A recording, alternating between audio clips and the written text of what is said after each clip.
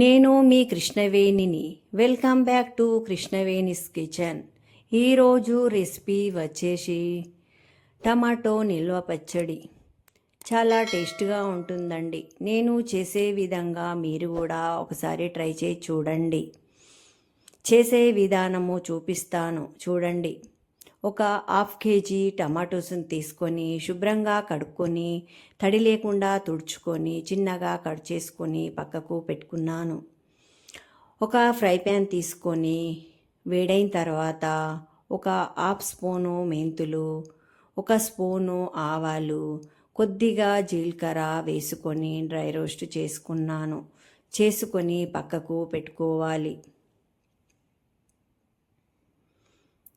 అదే ఫ్రై ప్యాన్లో కొద్దిగా ఆయిల్ వేసుకొని కట్ చేసుకున్న టమాటోస్ని వేసుకొని కలుపుకుంటూ మూత పెట్టి ఉడకనిచ్చుకోవాలి.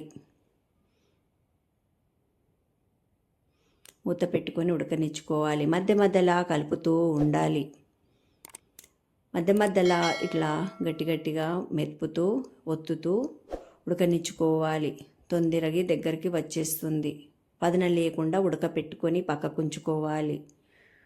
గ్రైండ్ చేసుకోవాలి. మనం డ్రై రోస్ట్ చేసుకున్నవన్నీ గ్రైండ్ చేసుకోవాలి. కొద్దిగా చింతపండు వేసుకోవాలి. ఒక పెద్ద నిమ్మకాయ సైజ్ అంతా వేసుకుంటే సరిపోతుంది. చూడండి ఇలా బరకగా వస్తుంది. అందులో ఒక 10-15 వెల్లుల్లిపాయలు వేసుకోవాలి. చిన్న కప్పు నిండా కారం వేసుకోవాలి. ఒక హాఫ్ కప్ కంటే కొద్దిగా తక్కువ ఉప్పు వేసుకోవాలి. కొద్దిగా పసుపు వేసుకోవాలి. వేసుకొని గ్రైండ్ చేసుకోవాలి. చూడండి ఇలా పట్టుకోవాలి. పట్టుకొని పక్కకుంచుకోవాలి. చల్లారిపోయిందండి. నూనె వేడి చేసుకుందాము. మనము కారము తీసుకున్న కప్పుతోటే 2 కప్పుల ఆయిల్ వేసుకోవాలి. ఆయిల్ వేడైన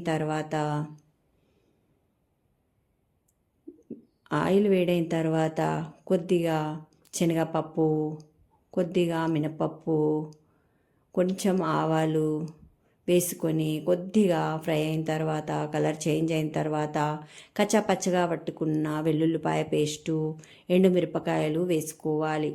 అవి కొద్దిగా కలర్ చేంజ్ అయిన తర్వాత మనం ఉడకపెట్టుకున్న టమాటోస్ది వేసుకొని మంచిగా కలుపుకోవాలి. కలుపుతూనే ఉండాలండి.